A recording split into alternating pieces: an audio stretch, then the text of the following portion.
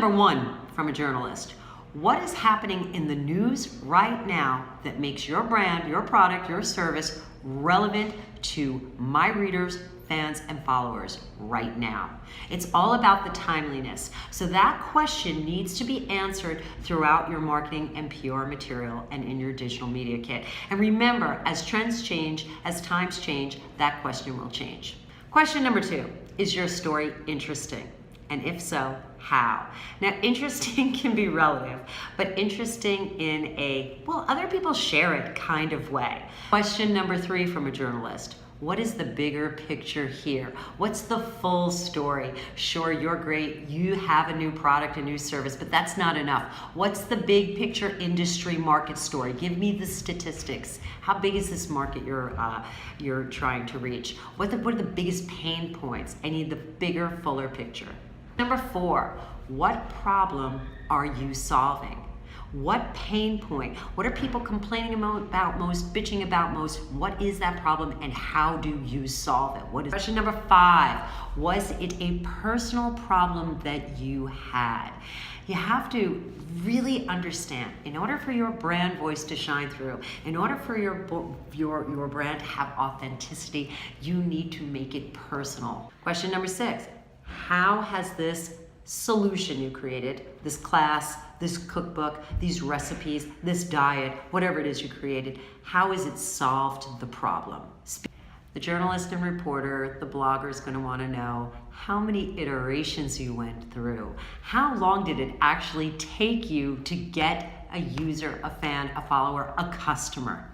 What did the product look like in the early stages? What did it start out as? Was it something completely different than you have now? Number 8, may sound a little crazy, but what does your product or service actually do?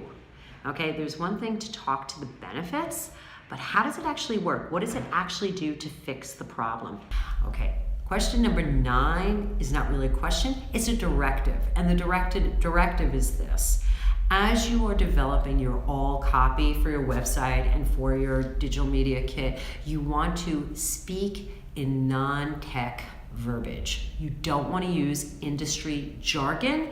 You want to be as clear and simple as you possibly can be so everybody can understand what it is you're saying. All right?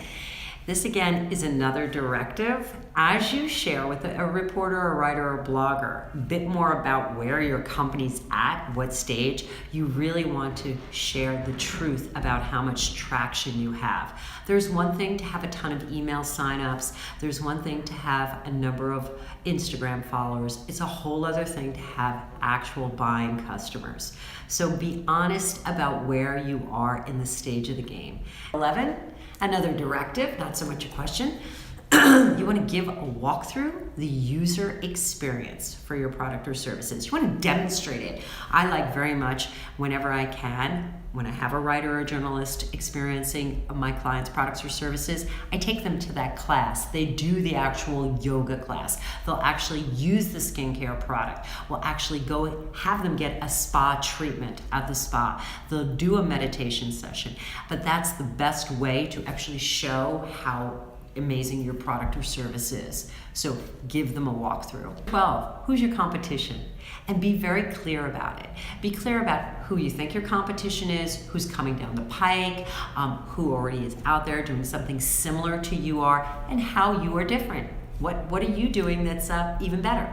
Continue on with your competition in question number 13 by going and giving the differentiation between you and all of your competition, point by point. I like to do that in the form of a charticle, actually. That really helps sometimes to spell it out. You know, too often I see blobs and blobs of copy on websites and digital media kits. I'm a big believer in visualization, so anytime that you can create an infographic or a chart or some data, I think that it's a much smarter thing to do. Okay, number 14, why is your product or service better than the competition? Testimonials help here as well, help prove your point. So why are you better? How big is this market? Is it an international market? Is it specific to one region of the world? Where are you going to be starting? How are you going to penetrate the market? What's your strategy? But how big your market is another really big question to answer. Question number 17 speaks to funding. Are you bootstrapping this? Do you have investors? Are you starting a Kickstarter or Indiegogo campaign? You have to talk a little bit about money, okay? Things don't appear out of thin air, and media is going to want to know. How are you doing this? Are you doing it at night? Is it a side hustle? 18, explain who is on your team and their background and how relevant it is to your actual business. Where do they fit in? How do they help grow the business? The team base, this would be question number 19. Okay, are you spread out all over the world, or are you in one location? If so, where? And is there anything special about how you work together? Question number 20.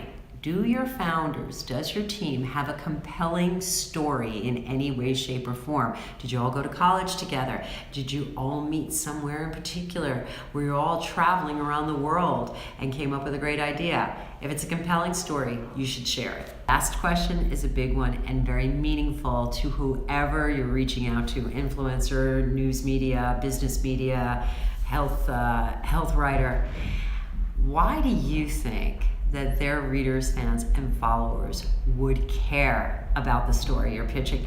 And this could be because they wrote about something like your story before, or because you've read comments on their blogs and you've seen that they're asking these questions.